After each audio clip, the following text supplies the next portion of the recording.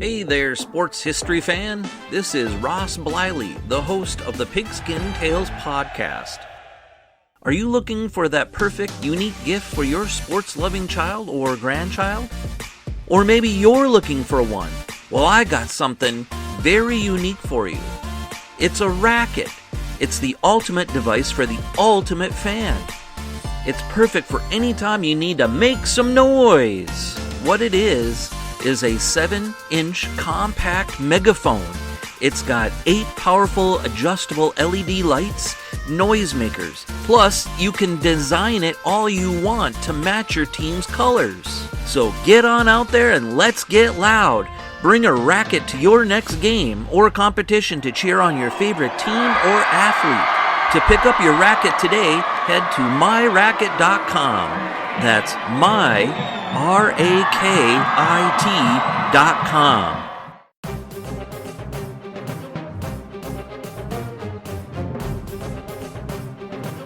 This podcast is part of the Sports History Network, your headquarters for the yesteryear of your favorite sport.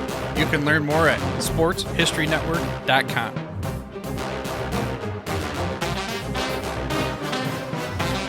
The Rose Bowl. The game that inspired the college football bowl season has a long and storied history. The stadium itself is 100 years old, and in celebration of it, Pigskin Dispatch is assembling some of the top historians and authors to share the memories, people, and events that make the granddaddy of them all the special game that it is. Enjoy this Rose Bowl memory from pigskindispatch.com.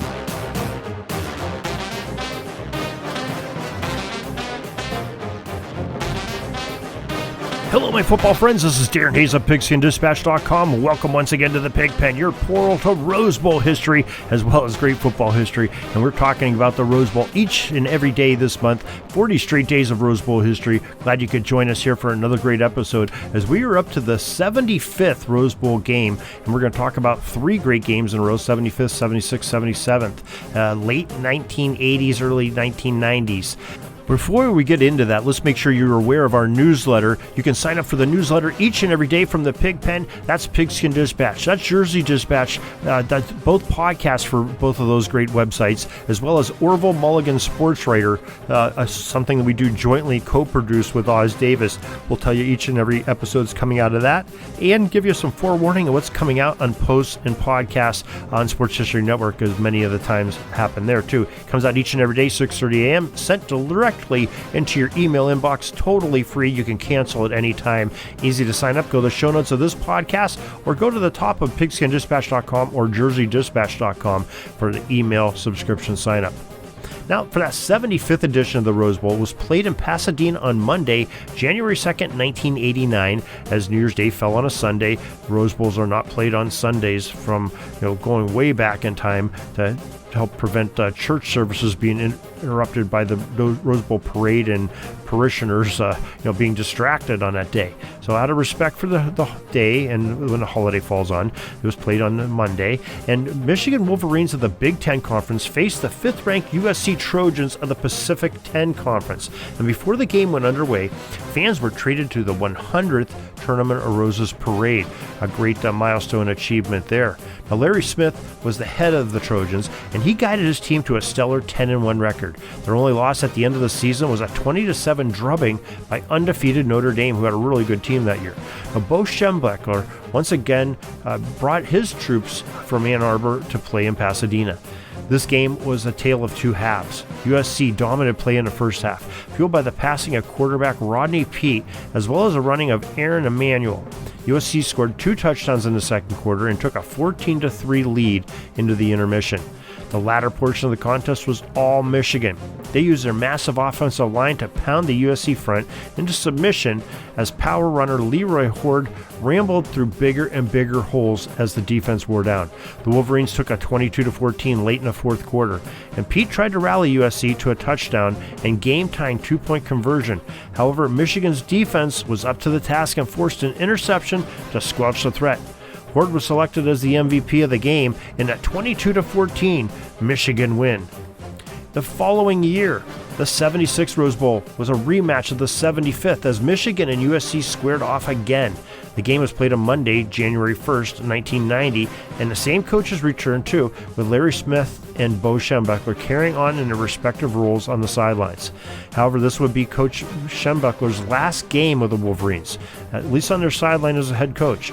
UM entered the game with a 10-1 ledger, and USC was an 8-2-1 respectable mark for them. And the 1990 Rose Bowl was the first broadcast by ABC Network and their duo calling the game of Bob Greasy and Keith Jackson.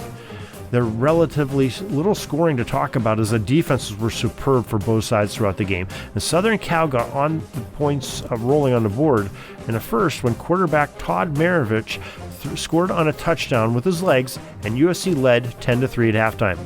Michigan came back to tie the score in the third quarter on an Allen Jefferson 2-yard run and J.D. Carlson kick. Well into the fourth quarter, Michigan was faced with a 4th and 2 at its own 46-yard line. Schembechler, normally conservative, surprisingly sent out a fake punt call to the huddle. The gadget play worked as punter Chris Stapleton scooted 24 yards for an apparent first down. However, there was some yellow laundry on the field. Michigan was caught holding, so it was nullified the play, and on the subsequent series, USC scored the winning touchdown with just over a minute to play on a Ricky Irvin's 14-yard run. The final score was 17-10 Trojans, and Schembechler ended his coaching career with just 2 bowl victories with multiple attempts. A very poor record he had in bowl games, but he stayed on a bit as the athletic director of the school before retiring completely from the sporting life of collegiate football or any sports. Now, the 1991 Rose Bowl was the 77th version of the New Year's Day game, and the 8-3 Iowa Hawkeyes of Coach Hayden Fry traveled to Pasadena to meet up with the 9-2 Washington Huskies of head coach Don James. The game was filled with offense and scoring, and contrasting the 1990 Rose Bowl game between USC and Michigan. Washington took a commanding lead with 23 points in the second quarter. The Huskies had a sizable 33-7 lead at halftime. The teams traded touchdowns in the third quarter, making the scoreboard read 39-14. But the Hawkeyes took advantage of some early Washington substitutions in the fourth quarter and scored 2 quick touchdowns to get back into the game. Washington drove for another score themselves to set the score at 46-26. And Iowa, well, they followed up with the game's final score, a touchdown and 2-point conversion, bringing the final score to 46-34. Very respectable, very exciting at the end. And it was exciting, but a little bit too much too late. Mario Bailey caught 2 passes for the Huskies, and DB Charles Mincy provided a pick 6. Washington quarterback Mark Brunell was selected as the game's most valuable player as a sophomore scored twice on runs and had 2 passing touchdowns during the contest. Well, that was a great game, but the one in January 2nd, 1992 in Pasadena, well, it was the 78th Rose Bowl game. 103,566 spectators witnessed the second-ranked Washington Huskies play the number 4 Michigan Wolverines, top teams playing in this one. Gary Moeller was in place as head coach of Michigan, and he had his team entering the game with a stellar 10-1 record. Don James returned, having his Huskies undefeated at 11-0 and looking pretty good in the season as well. The scoring was sparse in the first half, as Washington quarterback Billy Joe Hobart had scored on a 2-yard run, while Wolverine quarterback Elvis Gerback found his receiver Smith on a 9-yard passing strike. 2 Washington field goals put Don James' team up 13-7 at the half, but it was all Huskies in the second half. Mark Bruner caught a 5-yard touchdown pass from Hobart in the third quarter, followed by a 2-point conversion of Aaron Pierce's scoring catch from a Hobart pass to put Washington up 21-7.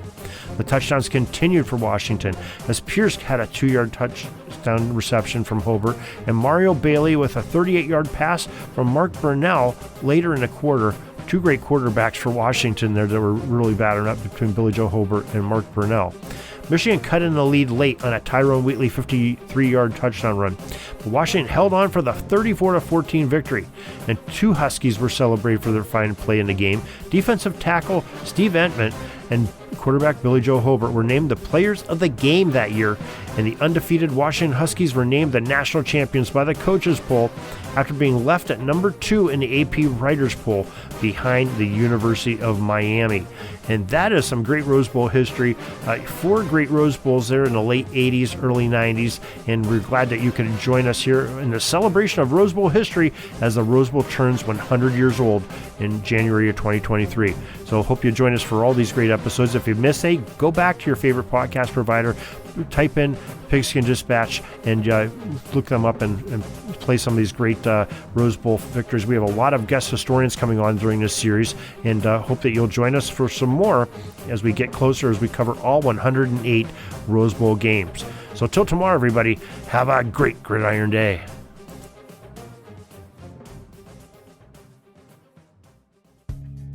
That's all the football history we have today, folks. Join us back tomorrow for more of your football history. We invite you to check out our website, pigskindispatch.com, not only to see the daily football history, but to experience positive football with our many articles on the good people of the game, as well as our own football comic strip, Cleat Marks Comics. Pigskindispatch.com is also on social media outlets, Facebook, Twitter, Instagram, and don't forget the Pigskin Dispatch YouTube channel to get all of your positive football news and history. Special thanks to the talents of Mike and Gene Monroe, as well as Jason Neff for letting us use their music during our podcast. This podcast is part of the Sports History Network, your headquarters for the yesteryear of your favorite sport. You can learn more at sportshistorynetwork.com.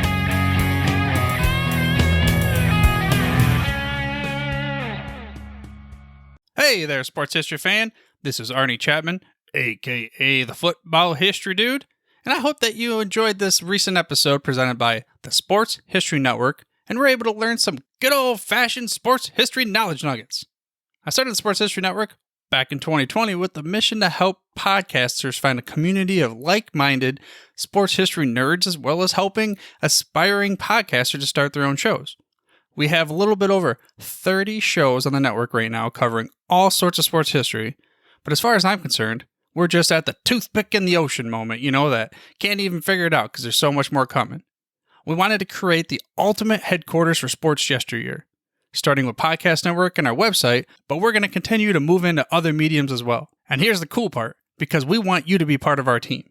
So if you're interested in starting your own podcast, or maybe being a guest on one of our shows, or who knows, maybe even writing an article for us over on the website. Seriously, all you gotta do is reach out to us on the contact page over at sportshistorynetwork.com. You can be as technologically savvy as a Neanderthal tapping on a stone trying to figure out this whole hieroglyphics thing back in the day. Again, it doesn't matter, because even if you don't understand the whole podcast space, we have a production team that can pretty much help you out with doing everything. All you gotta do, head over to sportshistorynetwork.com, head to the contact page, fill it out. That message goes right to me, and I'll reach out to you as soon as I can. But for now, dude, I'm through if you're through.